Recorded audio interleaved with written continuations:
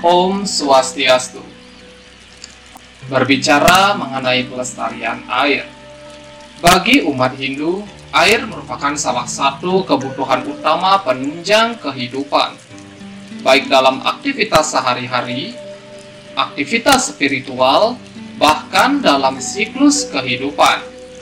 Mulai dari kelahiran hingga kematian, kita masih membutuhkan air untuk proses penyucian.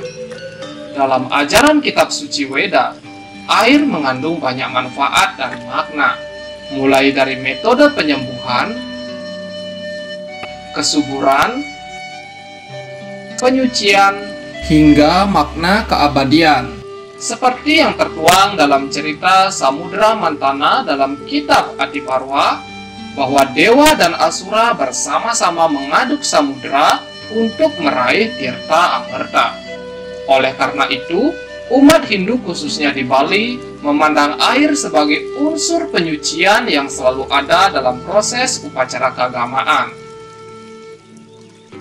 Begitu penting dan luasnya makna air dalam ajaran agama Hindu, namun masih saja ada masyarakat yang mencemari air, mengeksploitasi lingkungan sumber air, menggunakan air secara tidak bijak, hingga pemanasan global yang membuat volume air di samudra kian meningkat. Hal ini tentu akan berbahaya bagi seluruh kelangsungan makhluk hidup, baik dalam skala besar atau buana agung, maupun dalam skala kecil atau buana alit, yang tentunya dapat berbalik meracuni tubuh kita sendiri. Oleh karena itu, kami penyuluh agama Hindu Kementerian Agama Kota Denpasar mengadakan bimbingan penyuluh agama Hindu untuk memberikan pencerahan betapa pentingnya kita sebagai umat manusia menjaga dan melestarikan lingkungan air, mulai dari kesadaran diri kita sendiri. Mari kita simak bersama.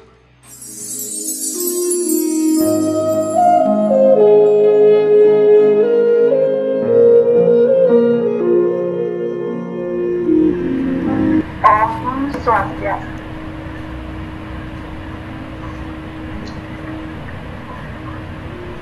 Baik, selamat sore semoga umat Hindu sehat yang saya berkenan hadir. Perkenalkan, saya Gayu Rante selaku moderator pada kegiatan sore hari ini. Selama 1 jam ke depan, saya akan memandu semua umat Hindu Dharma untuk mengulas topik menarik pada sore hari ini. Dan kini sudah hadir dalam virtual meeting, yaitu Bapak Ikade Satya, yang merupakan narasumber dalam ulasan topik menjaga lingkungan air menurut Hindu.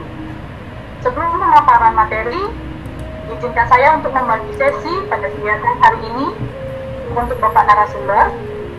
Adapun waktu untuk memaparkan materi yaitu selama 20 menit, kemudian untuk sesi tanya jawab selama 20 menit, dan untuk waktunya saya persilakan pada Bapak narasumber untuk memaparkan materi.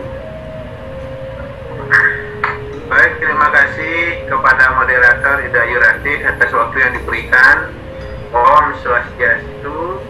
Om Swastiastu. Umat Sadharma, Ida Dani Salam Sami, dumugi sami ngomangguhan kerahayuan, mararapan, siapa syaitan, itu betari sesungguhnya. Izinkan saya untuk share screen pada kesempatan yang berbahagia ini untuk menyampaikan materi, di mana materi yang akan saya sampaikan itu mungkin tergolong baru, karena selama ini kita hanya berdiskusi pada hari-hari suci, kemudian memaknai hari suci dan sebagainya. Dan saya sedang menyiapkan materi tentang Panca Maha Buddha, dan pada kesempatan ini saya akan membagikan tentang lingkungan air, tentang air. Nah, apakah tanah, surya, angin, dan sebagainya itu nanti bisa diambil dari kecamatan lain, saya siap untuk mengisi. Umat Dharma yang berbahagia, kenapa lingkungan air menurut Hindu ini perlu kita kaji? Pertama, Hindu sebenarnya memandang air itu dari dua sisi. Jadi memandang air sebagai wujud wahyu dan pemahaman yang adhyatmika. Jadi air dalam pemahaman wahyu adhyatmika. Dalam konteks wahyu atau skala, air itu adalah sarana untuk hidup. Yang kedua, tubuh kita pun itu adalah 60-70% itu terdiri dari air. Dalam konteks ini adalah unsur apa? Ada unsur sadai. Kemudian secara skala bahwa air itu adalah gabungan dari unsur kimia, yaitu oksigen dan hidrogen. Kemudian yang lain dia adalah sebagai zat pelarut. Secara adiatika, air itu kemudian disebut sebagai toya. Kemudian air sebagai pembersih, lalu kemudian air sebagai pensuci. Nah, dalam konteks inilah kita perlu memahami bahwa air sebenarnya adalah sesuatu yang sangat vital bagi makrokosmos alam semesta, juga mikrokosmos badan kita. Selanjutnya, air dalam ritual Hindu kita lihat itu ada dua sebetulnya. Ada air yang disebut air suci, yaitu air yang berasal dari tempat dan sumber air suci. Misalnya dari biji, kemudian sumber-sumber air di tempat-tempat tertentu itu tergolong sebagai air suci. Kemudian ada air yang disucikan, yaitu air yang mendapatkan mantra-mantra untuk menjadi suci. Jadi yang bisa melakukan pengelolaan menjadikan air biasa menjadi air yang luar biasa tentu adalah mereka-mereka yang sudah meraga eka jati, dwi jati dan sebagainya. Maka dari itu yang perlu kita pahami bahwa air itu ada yang air suci, ada air yang disucikan. Maka kemudian yang kita mohon di pura misalnya itu ada yang air suci, ada juga air yang disucikan. Sekarang kita melihat, sebelum melihat lebih lanjut filsafat air. Bagaimana sih kemunculan air di bumi? Kita bisa baca dari Siwa Purana bahwa gambar ini sesungguhnya menyampaikan pesan bahwa bagaimana air itu disangga, turunnya ke bumi ini disangga, lalu kemudian dialirkan sedikit demi sedikit demi menyelamatkan alam.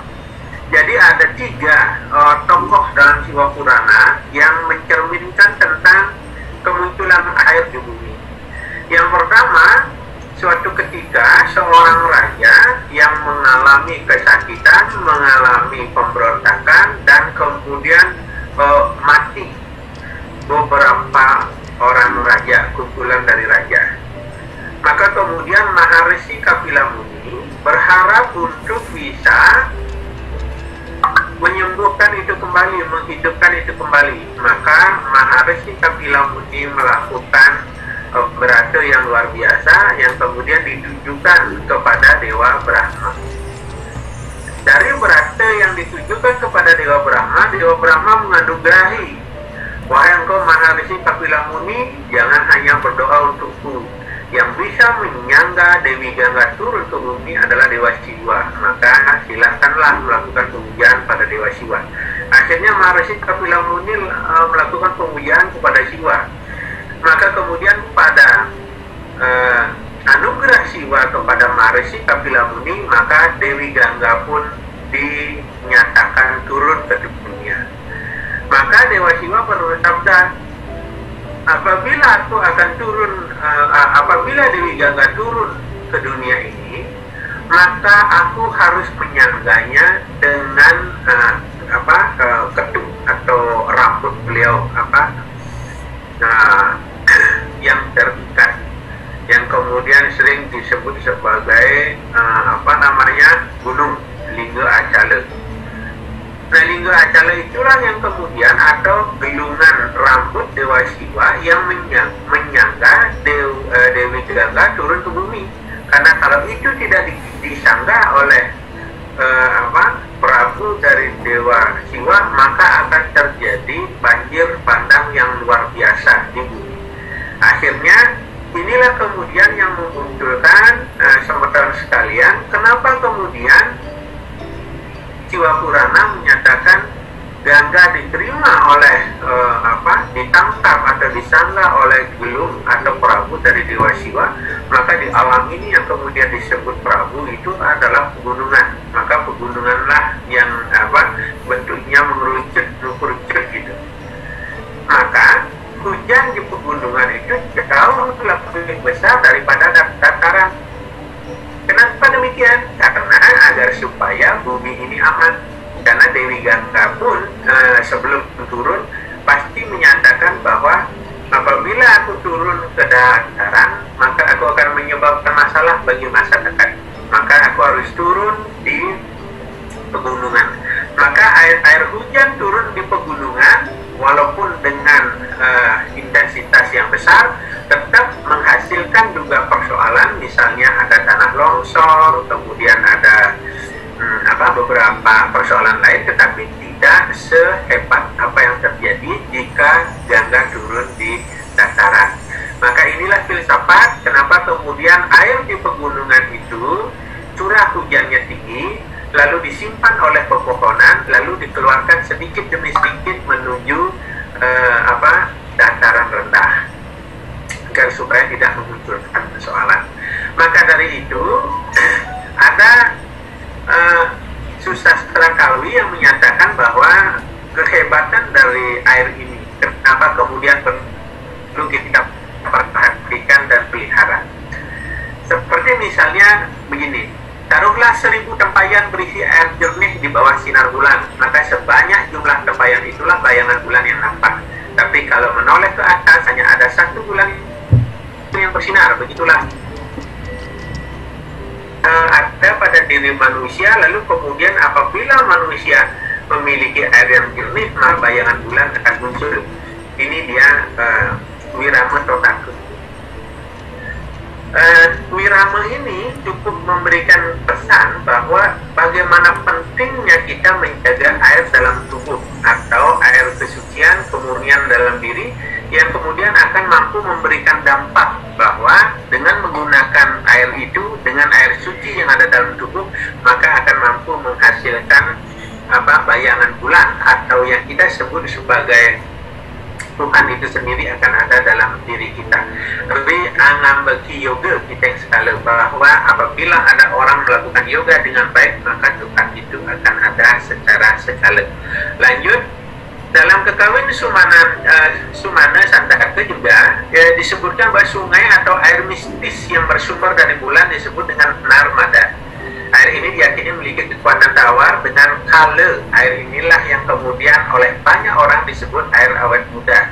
Jadi apabila ada, kalau kita di Bali menyebutnya sebagai encah dedari atau damuh. Jadi damuh ini adalah sumber air suci yang kemudian kita mohonkan pada malam hari.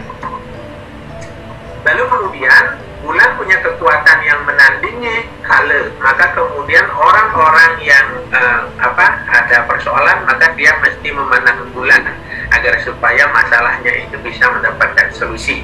Maka bulan ini menjadi incaran dari kala, maka ada istilah kala rau. Dalam mitologi dijelaskan kalau Rau berhasil mencaplok bahasa Indonesianya itu, jadi mencaplok bulan. Dan sebelum ia berhasil menelannya, karena lehernya dipanah, maka meneteslah air dan bulan dan jatuh ke bumi. Maka banyak orang percaya air yang menetes itu adalah amerta. Amerta itu adalah air hujan. Maka bagi beberapa agama termasuk Hindu meyakini bahwa air hujan itu adalah amerta itu sendiri. Nah, kalau demikian halnya, maka air ini sesungguhnya menjadi hal yang vital di alam. Maka air inilah yang menjadi penghubung antara pegunungan dengan lautan. Kalau di alam semesta, maka antara danau yang ada di pegunungan itu dihubungkan oleh sungai-sungai kecil dengan samudra.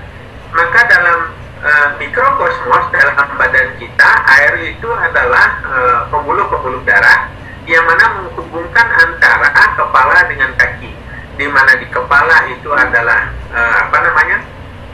ada simbol daripada ketum, puncak dari alam semesta. Lalu kemudian ada laut sebagai sukunya alam semesta. Maka gambar ini memberikan pesan tentang bagaimana sesungguhnya pentingnya pertemuan air atau campuran. Maka lagi sebentar saya akan menyampaikan apa sih yang disebut dengan Sabda Gangga itu. Ini dia. Dalam mantra-mantra Gangga Gamana itu ada penyucian air itu dengan menyebut beberapa sumber air suci, yaitu Sungai Gangga, Sindhu, Saraswati, kemudian Kecika, Wipasta, Yamuna, dan Serayu. Ada 7 yang kemudian disebut dengan Sabda Gangga, yang berasal dari satu sumber air, lalu kemudian pecah, lalu kemudian menyatu kembali. Nah, itu ada di peradaban lembah Sungai Sindhu, dan sampai sekarang diyakini sebagai sumber-sumber air suci yang ada di India. Nah, kalau di Bali kemudian air ini kalau kita cari dari cocokologinya, jadi tidak banyak kamus yang menyatakan pengertian yang pas terhadap nama dari sungai ini.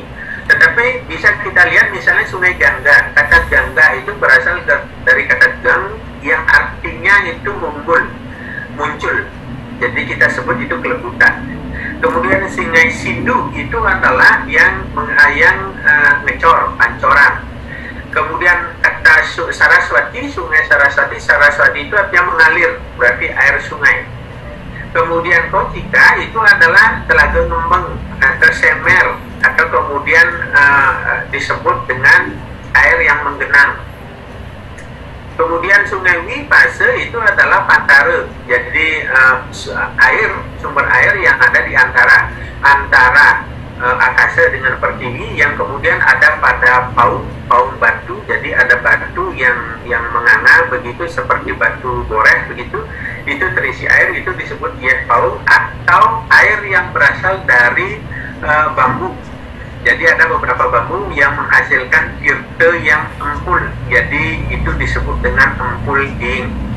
Nah, kemudian ada Sungai Yamuna, itu adalah air danau, dan air Serayu itu adalah air laut. Maka Sabda Gangga sesungguhnya adalah campuran dari semua air ini. Maka kemudian ada orang-orang yang melakukan pengelukatan di Bali dengan menggunakan air pancoran, kelebutan, sungai, telaga ngembang, kemudian paung atau empul, danau, dan air laut. Nah, ini menjadi penting, tapi tentu ini harus dikuatkan dengan beberapa definisi. Selanjutnya, seperti yang saya sampaikan tadi, bahwa air itu bisa menjadi santarupa. Santarupa itu adalah air untuk kebutuhan pokok, untuk kedamaian. Jadi membasuh, membersihkan, melepaskan dahaga. Ada juga air itu sebagai ugra rupa, yaitu air dapat meluluh lantahkan, misalnya banjir besar, banjir bandang, dan sebagainya. Jadi santar rupa, ugra rupa, ini penting sekali, bahwa air juga bisa mensejahterakan, membaikkan, dan air juga bisa membahayakan. Selanjutnya, kalau kita bercerita misalnya tenggorokan kita itu sebenarnya adalah waruna. Kalau di dalam acara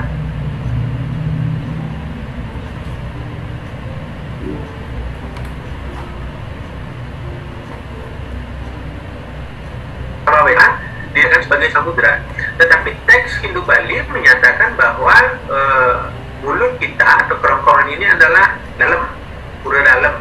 Jadi semua jenazah masuk dari mulut ini. Jenazah gerang, pindang, sayur, semuanya masuk. Nah, inilah pura dalam sebenarnya dalam konteks Bali. Lalu kemudian di Rigveda Sukta kedua, Mandala 2, Sukta 35, Sloka 3 menyatakan bahwa semua sungai mengalir ke tempat penampungan, yaitu samudra. Jadi semua sungai-sungai dalam tubuh kita itu pusatnya itu adalah jatra agni atau perut. Jadi ke samudra, lambung dan sebagainya. Maka kalau ada orang yang asam lambung, maka berarti samudranya sedang bermasalah, bergelombang. Maka dia akan mempengaruhi pikiran. Karena pikiran terpengaruh,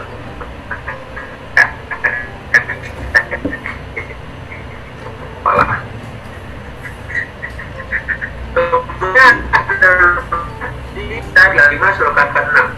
Terus menerus mengalir ke samudra tidak pernah penuh, karena dia kemudian masuk keluar masuk, keluar masuk, keluar. Waruna dianggap sebagai kemegahan dari sungai-sungai. Jadi maka akan memperindah samudra itu sendiri. Atas dasar pemikiran tersebut, maka kedudukan air dalam Hindu memiliki sumber yang sangat jelas dan penting, mulai dari Rurak, Atharva Veda, Yajur, Chandogya, Upanishad, Adiparwa, Bhagavad Gita, Itihasa dan sebagainya. Sehingga kemudian ini menjadi kekuatan ilahi atau divinity. Maka bagi agama Hindu, terlebih agama Hindu di Bali, air itu sebagai pusat spiritual.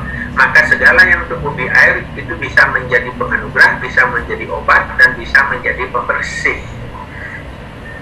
Selanjutnya, bagaimana kemudian kita menjaga sungai? Jadi memelihara, menjaga, dan mengembangkan. Nah, misalnya memeliharanya dengan tidak membuang sampah.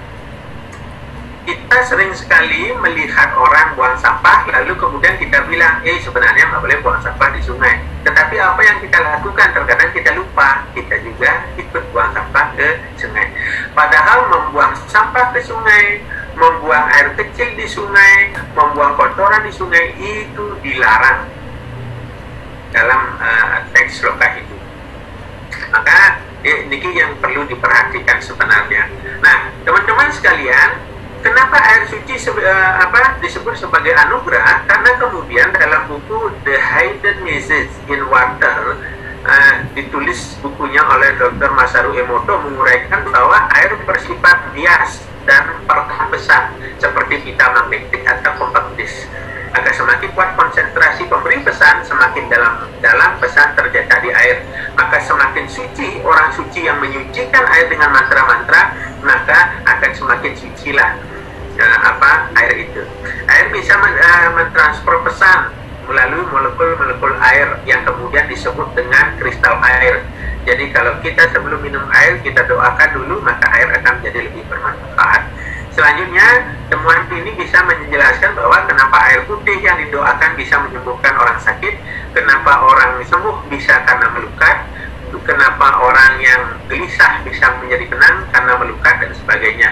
Bahkan kita sekarang, umat kita tergila-gila untuk melakukan kegiatan pemelukatan.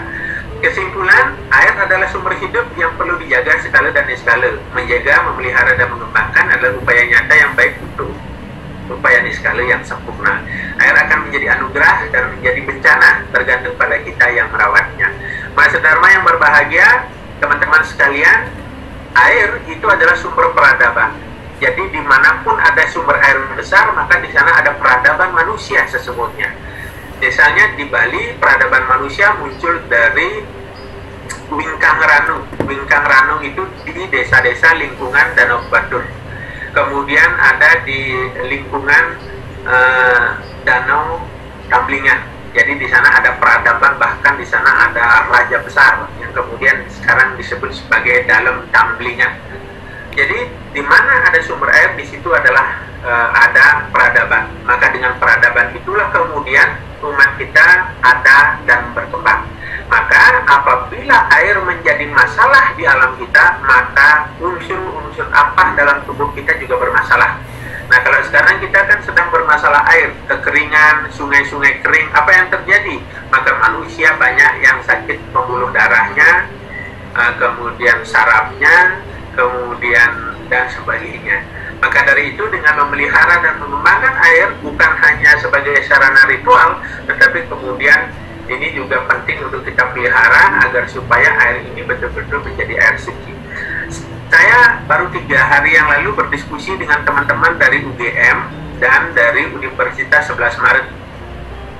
Di sana kami membahas khusus tentang air, bahwa air ini bukan hanya sebagai sumber peradaban agama, tetapi sumber peradaban keyakinan manusia, khususnya manusia Baliagung.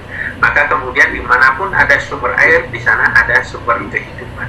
Kemudian yang terakhir, mohon maaf kepada teman-teman sekalian, terutama yang menghubungi yang kemarin, yang tidak bisa pada hari kayak diminta, karena yang sedang mengisi dengan wacana di Kalimantan, di Balikpapan. Jadi mohon diampuni, tetapi hari ini tidak mengurai makna.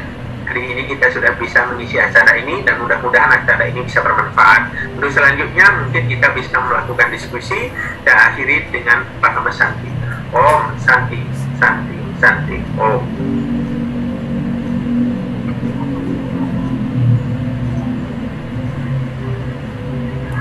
Baik, itulah tadi pemaparan dari narasumber kita, yaitu mengulas tentang menjaga lingkungan air menurut Hindu.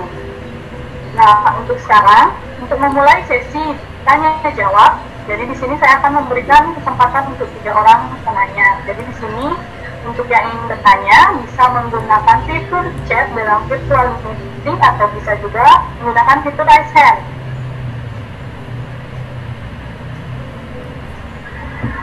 Ya, dan apabila nanti masih ada sisa waktu, saya akan membuka lagi untuk sesi pertanyaan atau sesi diskusi tanya jawab untuk sesi 2. Untuk sesi pertama, 3 orang pertama dipersilahkan. Oke, beli Royan Saputra. Om Swastiastu, semua untuk Galah, Rajang Sore, beli Kade Satria selaku moderator hari ini. Semua pencerahannya yang pertama yang ucapkan pemahaman baru buat saya mengenai air, ditunjang lagi dengan penguatan dari naskah-naskah suci Hindu mengenai keberadaan air itu sendiri. Dan juga di sini suara saya kedengaran jelas ya? Ya, kedengaran Bapak yang Saputra.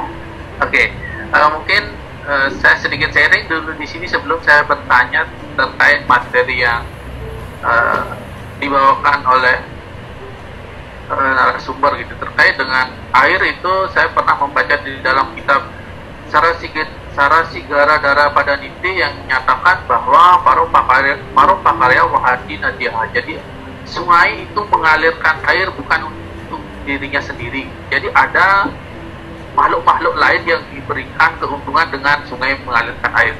Nah, terkait dengan pernyataan dalam kitab Sarasigara Padaniti ini yang ingin saya kaitkan dengan fenomena yang sekarang, Kadek, banyak sekali oknum-oknum tertentu yang rakus, yang saya katakan rakus itu melakukan kegiatan mungkin penebangan hutan liar sebagai salah satu pengurangan adanya air di dalam tanah. Jadi kira-kira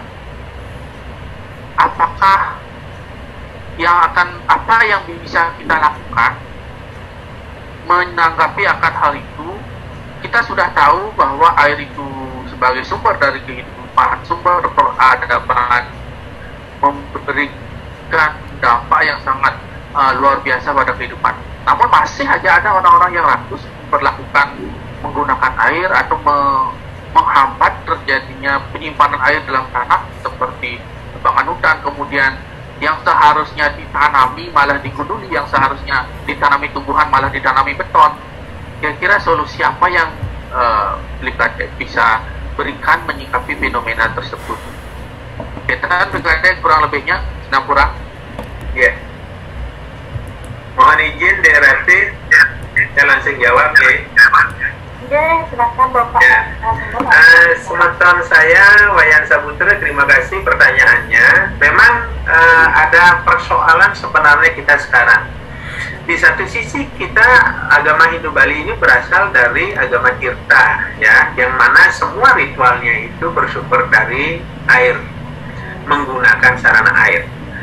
Sekarang pun kita masih mewarisi agama Tirta itu. Tetapi kemudian kenapa kita tidak ada upaya untuk memelihara itu? Contoh misalnya, bukan hanya penebangan hutan. Kalau penebangan hutan secara liar tidak terlalu terjadi kita di Bali, tetapi kalau di luar bisa Kalimantan, Sulawesi mungkin ya.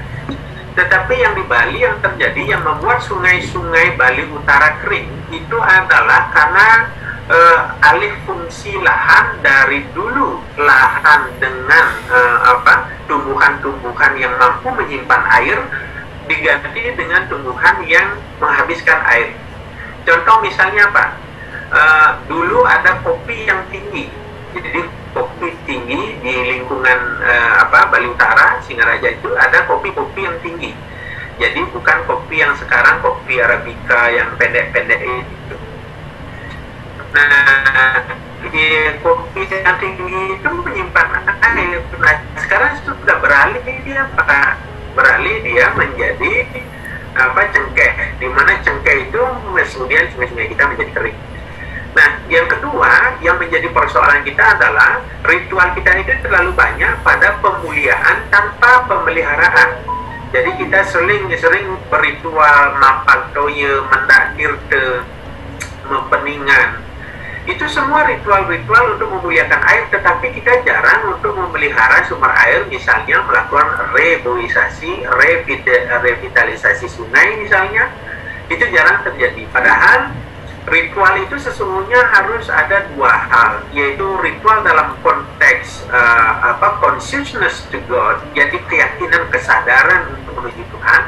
Lalu juga adalah have a good relationship between human to the environment, jadi menjaga hubungan harmonis kita kepada lingkungan dengan cara menjaga sumber air, menanami dan sebagainya. Nah, kalau saya sendiri misalnya di Pasraman, kita mengembangkan penanaman pohon-pohon yang namanya pohon-pohon yang tanam duh. Pohon-pohon tanam duh itu adalah pohon-pohon besar seperti majegau dan sebagainya yang kita sebar agar supaya keberadaannya menahan air-air hujan. Nah, kalau sekarang kan air hujan itu ditampung hanya sementara karena cengkeh tidak bisa menampung air, dia hanya menghabiskan air gitu.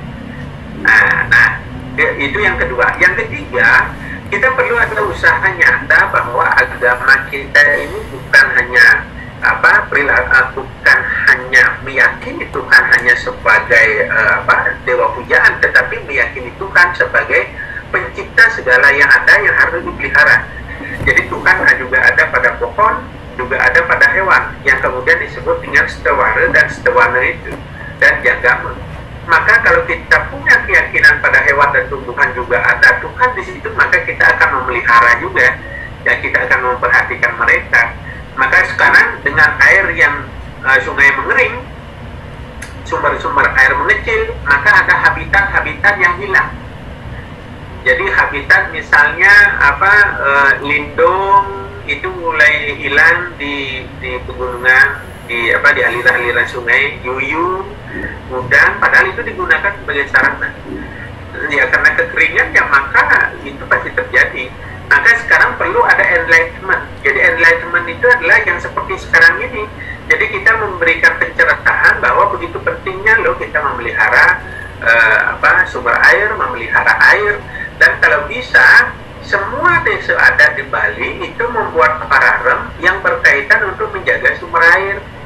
Nah sekarang apa yang terjadi? Kita mengeksploitasi air. Banyak air dijadikan sebagai tempat pelukatan, hanya orang datang di sana melukat tanpa pernah untuk menanam pohon. Nah, kemudian ada banyak tempat-tempat suci, beji yang tidak berair sekarang. Kenapa? Ya karena tidak dipelihara sanitasinya, tidak dipelihara sumber-sumber penjaga airnya. Maka ini perlu enlightenment, perlu pencerahan, perlu penyadaran pada umat kita bahwa ritual itu penting, tetapi yang lebih penting adalah menjaga keberlangsungan dan keharmonisan dengan memelihara dan mengembangkan agar supaya sumber air tetap bertahan. Saya kira itu, Pak Saputra. Lanjut. Terima kasih untuk Bapak narasumber atas tanggapannya. Bagaimana untuk berikutnya, apakah sudah bisa diterima? Ampun, saudara moderator, jadi konfirmasi saya terkait jawabannya saudara beli ada ya, bahwa kurangnya atau lemahnya pemahaman umat mengenai pentingnya menjaga air di untuk generasi kita. Kita sering menggunakan air, namun kita lupa untuk merawat yang akan menjaga air tersebut. Itu dalam merawat pohon dan lain sebagainya. Itu yang saya konfirmasi lagi. Terima kasih untuk jawabannya di Kades Satrio. Oke, saya kembalikan waktu ke moderator. Oke, terima kasih yang saya bukan. Nampaknya di sini Mbok Made Sulistiani ingin bertanya. Untuk Mbok Sulistiani dipersilahkan. Om Swastiastu pada narasumber Bapak Kades Satrio. Terima kasih atas kesempatan kali ini. Saya ingin bertanya tentang kita sebagai agama Hindu kan tidak terlepas dari persembahyangan menggunakan tirta. Nah, dalam kesempatan kali ini saya ingin bertanya, apakah makna dari tirta di setiap persembahyangan pada agama Hindu? Yang saya tahu di kita setelah kita sembahyang diketisin tirta di Mata, tapi maknanya kita masih kurang paham. Nah, saya di sini ingin bertanya makna lebih jelas dari tirta setelah selesai persembahyangan itu. Ini semua ada tanda.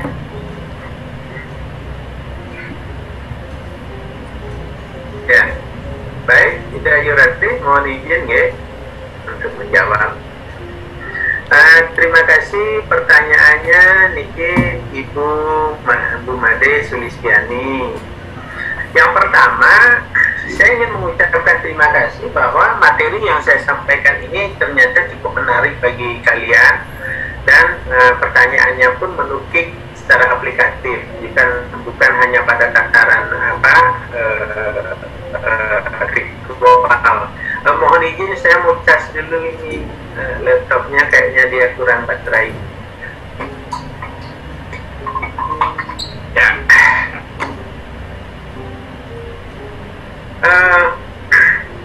Yang pertama perlu dipahami. Ini kok muka saya tambah buruk ya. Mungkin bisa dihilangkan gini. Perlu dipahami bahwa kita ini sesungguhnya agama air sesungguhnya. Jadi agama yang mengalir di mana air itu sebagai sumber anugerah, sumber persembahan. Kenapa air sebagai sumber persembahan? Karena kita mempersembahkan bunga, buah-buahan, jajan, kue dan sebagainya. Semua itu bersumber dari alam dan hidupnya dengan air. Lalu kemudian bahwa anugerah dari Tuhan juga adalah berupa air. Maka kemudian kita nunah tirta wang supade. Ya, jadi turun tirta saking luhur itu adalah sebagai simbol dari anugerah beliau. Maka kemudian anugerah, jadi pertanyaan tadi kenapa kok kita nunah tirta ya pada saat setelah sembahyang? Jawabannya adalah karena itu adalah symbolize of blessing from God. Itu adalah simbol dari anugerah Tuhan. Maka simbol dari anugerah Tuhan itu kita mohon tiga. Yang pertama kita mohonkan untuk membersihkan pikiran kita. Yang kedua kita mohonkan untuk membersihkan perbuatan, kemudian kata-kata kita. Jadi bayu sabda hidup kita itulah yang kita mohonkan untuk kemudian dibersihkan atau di blessing oleh anugerah dari Tuhan.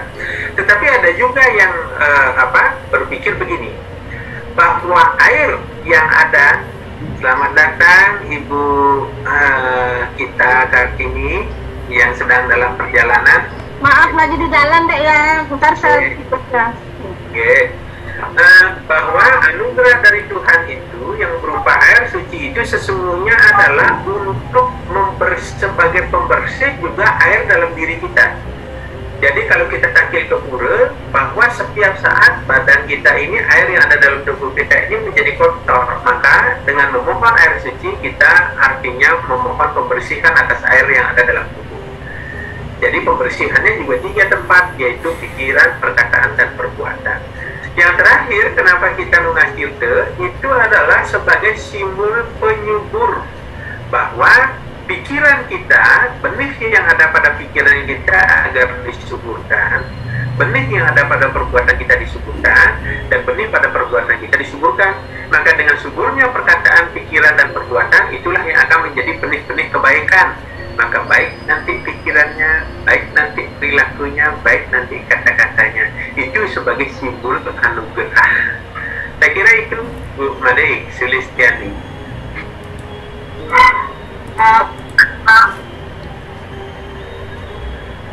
Baik, terima kasih untuk ada satu tanggapannya. Bagaimana Mbak Sulis? Mungkin ada tanggapan? Jadi semua terima atas penjelasannya. Saya juga ingin bertanya, sebenarnya pembuatan tirta itu yang benar itu seperti apa nih? Kan kalau di Lempuyang itu, di Lempuyang saya lihat ceritanya itu langsung dari pohon bambu kalau nggak salah nih. Nah gitu. Itu ada makna bedanya atau ada perbedaan makna atau gimana nih Pak? Ya. Baik, tadi saya menyampaikan bahwa di dalam materi saya dan materi saya sudah saya share di kolom chat, silakan di-download, bahwa air suci yang ada itu salah satunya adalah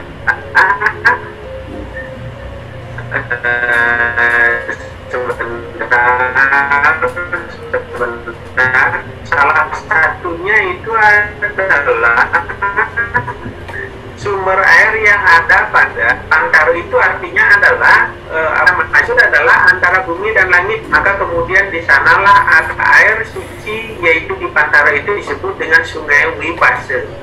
Jadi Wipase Kausiki Nadi, kan begitu. Itulah kemudian disebut dengan ampul. Jadi ampul ting. Jadi setiap ting bisa saja ada ampulnya, termasuk yang paling ajaib adalah yang ada di Lempuyang. Tetapi kalau kita di desa-desa nyari ting, ada juga yang ada ampulnya, artinya di dalam ting itu ada air murni.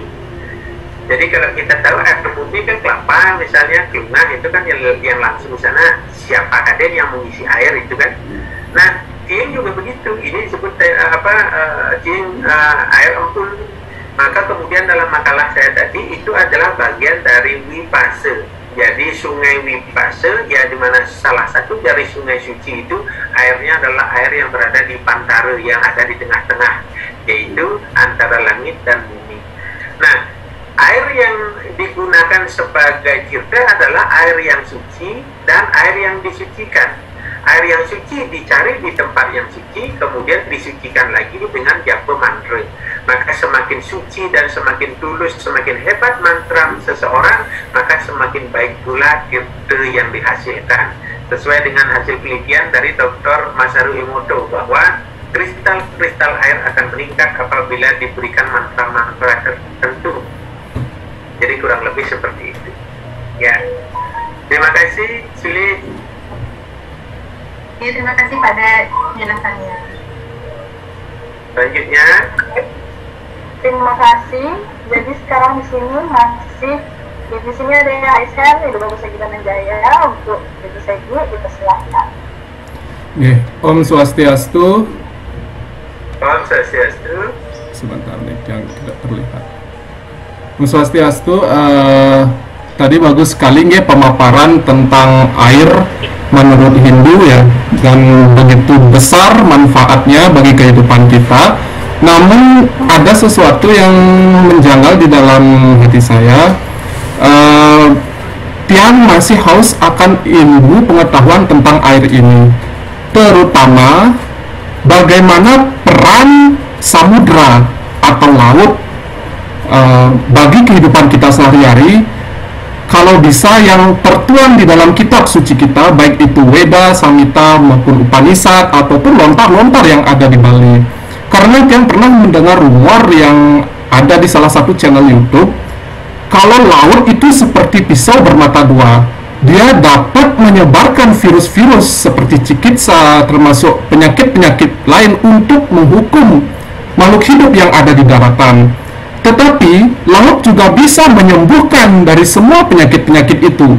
Maka tidak heran, orang yang membayung Tinaruh itu lebih memilih air laut ketimbang air tawar, seperti sungai, kecuali yang jauh dari pantai. Seperti itu. Jadi, bagaimana sih sebenarnya peran laut yang ada di dalam kitab suci kita? Baik itu Weda Samhita, Upanishad, lontar-lontar, atau kitab suci sastra-sastra lainnya. Mohon penjelasan dan pemaparan dan mohon waktunya sebentar untuk memaparkan hal ini. Terima kasih. Yang serahkan kepada moderator dan narasumber. Om Santi Santi Santi Om. Mohon izin Bu Dayu Rati, saya langsung jawab. Niki pertanyaannya menarik, bahwa di satu sisi ada problem sebenarnya di masyarakat. Di satu sisi masyarakat menganggap bahwa sumber air yang paling besar yang disebut samudra itu bisa saja juga menyebarkan virus dan sebagainya. Di sisi lain, di sana juga sebagai tempat pelebur. saya tidak akan beranjak kepada Catur Weda Samhita, tapi di teks yang paling bawah yang kemudian kita sebut dengan, mohon maaf nih yang jadi di dalam Baruna Stava ada disampaikan Om Nagendra Krura Murtinam Gajendra Marsya Waktranam Baruna Dewa Masariram Sarwa Jagat Sudat Matam. Jadi yang artinya bahwa Om Nagendra Krura Murtinam, wahai engkau raja dari naga yang amat menyeramkan. Gajendra Marsya Waktranam, engkaulah yang kemudian menyerupai mulut ikan. Baruna Dewa Masariram, engkaulah disebut sebagai Dewa Baruna. Sarwa Jagat Sudat Makam, artinya segala macam penyakit, segala macam noda, segala macam malu yang ada di alam ini engkau bersihkan. Perlu diketahui bahwa air laut ini adalah mengalami siklus hidrologi, jadi siklus air. Jadi air yang ada di samudra melalui proses evaporasi atau penguapan, lalu kemudian menjadi awan, lalu kemudian menjadi kondensasi, terjadi kondensasi atau pendinginan, maka kemudian ini menjadi hujan, air hujan. Nah, pada konteks ini sebenarnya kalau ada yang menyatakan air laut membawa virus, itu sebenarnya tidak masuk logika, karena air laut memiliki kandungan natrium, kandungan garam yang amat tinggi, maka virus tidak akan bisa diam di situ. Maka kemudian ada orang bilang untuk virus corona kan harus berkumur dengan air garam. Jadi virus tidak ada di sana. Nah, kalau bakteri mungkin. Tetapi ada keajaiban yang mungkin bisa kita pelajari dari Sungai Gangga.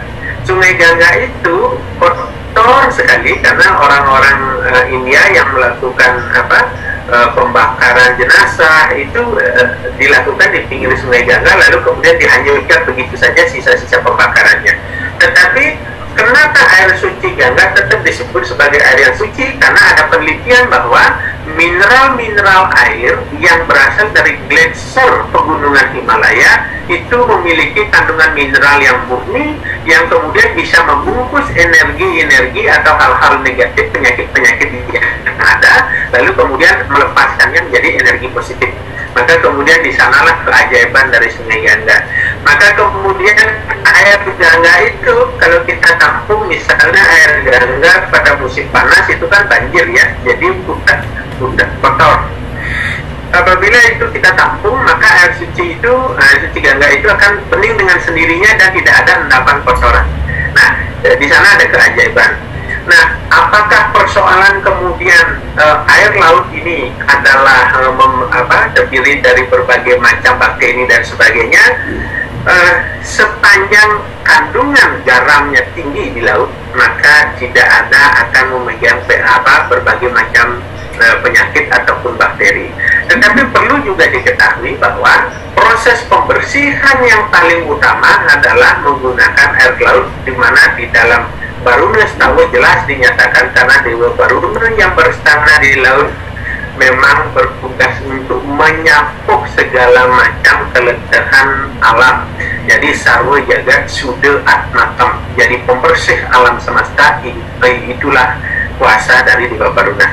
Nah, saya kira itu. Tetapi ada beberapa teks lagi yang mungkin kita bisa cek itu di beberapa Atharva Weda. Jadi Atharva Weda itu kan Weda yang isinya tentang berbagai hal-hal yang bersifat gaib. Nah, ada kegaiban dari air suci yang berasal dari laut yang kemudian mampu menjadi pembersih dan mampu menjadi pengelukat.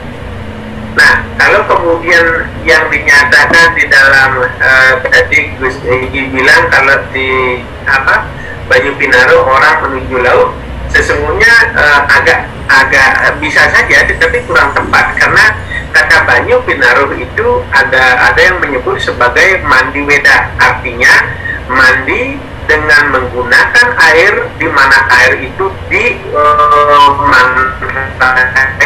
dengan berbagai macam mantra Weda, maka disebut dengan mandi weda, mandi dengan air yang dimandi dengan weda. Jawaban, karena bahasa mantra itu bukan hanya bahasa yang keluar dari seorang mengucapkan mantra, tetapi dengan suara-suara yang ada di alam semesta itu juga, itu adalah the part of mantras. Jadi itu bagian dari mantra. Maka kebahagiaan, ketenangan itu bisa muncul ketika kita mendengarkan suara air yang deras. Jadi ada suara-suara air yang ngericik, suara air yang ngecor, suara air yang bundul, suara air yang menggenang. Itu adalah suara-suara yang juga menjadi mantra terhadap air.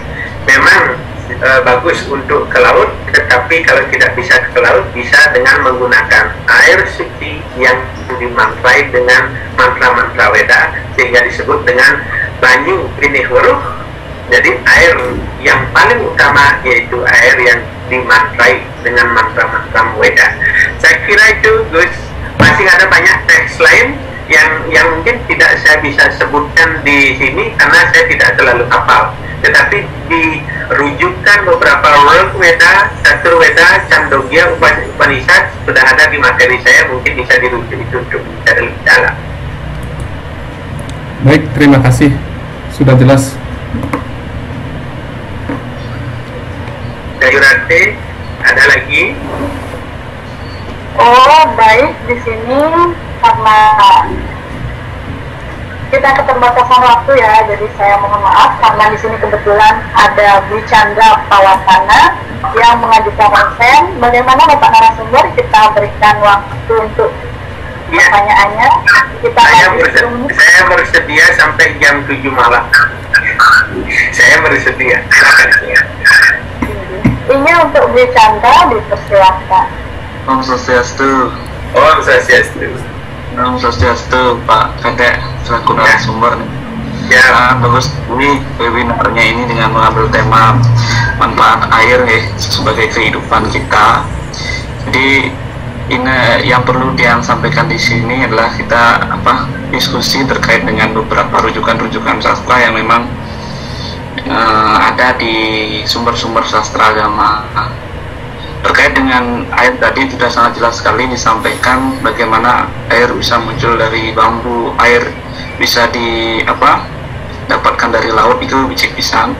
Tapi yang kita perlu garis bawahi di sini mungkin teman-teman juga adalah bagaimana kita memaknai dari air menjadi tirta itu ya Pak ya. Ya. Dari air menjadi tirta itu bagaimana setelah air dimurnikan sehingga unsur-unsur larutan proton, elektron, dan neutron yang ada di dalam air itu kandungannya bisa bermanfaat bagi kehidupan. Itu tentu ada semacam transfer mantra seperti tadi disampaikan Baruna Stawa gitu kan. Baruna Stawa itu mentransfer beberapa aksara-aksara suci, mungkin mantra-mantra suci, sehingga inner spirit dari air itu berubah menjadi tirta gitu kan, berubah menjadi tirta, sehingga yang dia ingin sebetulnya iman di sini mengajukan pertanyaan terkait dengan bagaimana tirta ini diyakini oleh seluruh umat bahwa tirta itu adalah memberikan rasa tis gitu ya, makanya disebut dengan ngetis, ngetisin, ngayuhin kan gitu.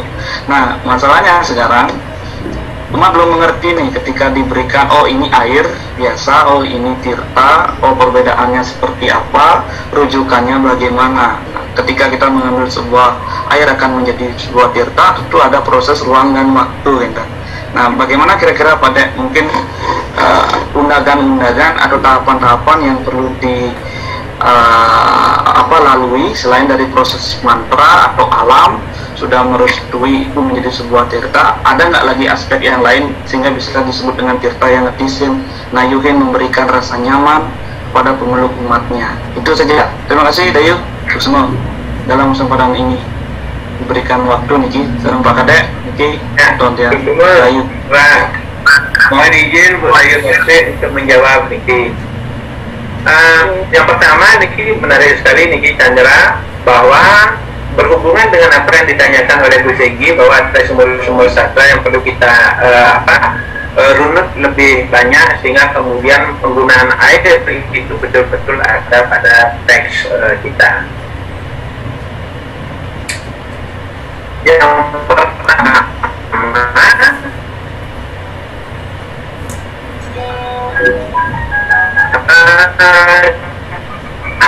ini kita kedua dan sebagainya, kita ratu betara mungkin banyak tamai guna kita waktu pada wajib tangan, wajib copor, wajib 40. Nah itu jadi pencuci tangan, pencuci kaki, dan air kumur.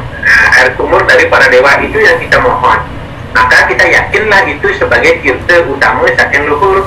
Walaupun kemudian tirta itu diencerin saja, walaupun tirta itu encerin aja saja, kita tidak berpikir apa, pokoknya yakin bahwa itu sudah tirta utama.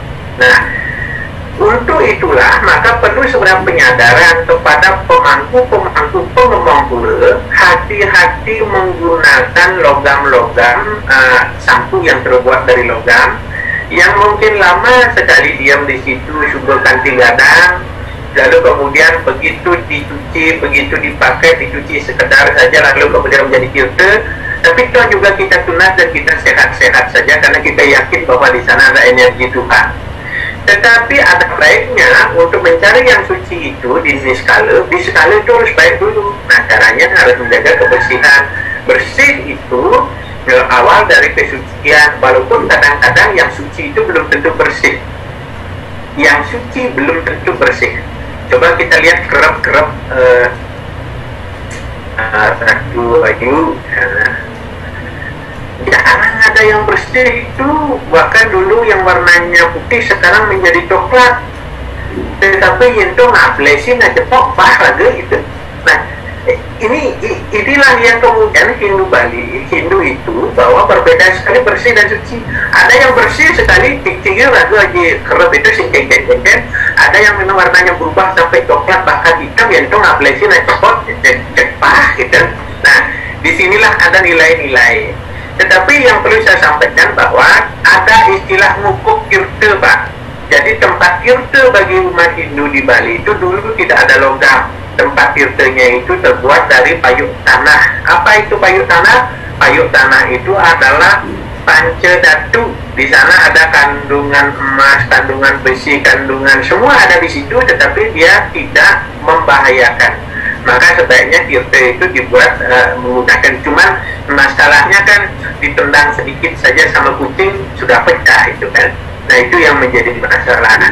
Tetapi itu menjadi penting tempatnya. Kedua, ada istilah ngukuk tirta.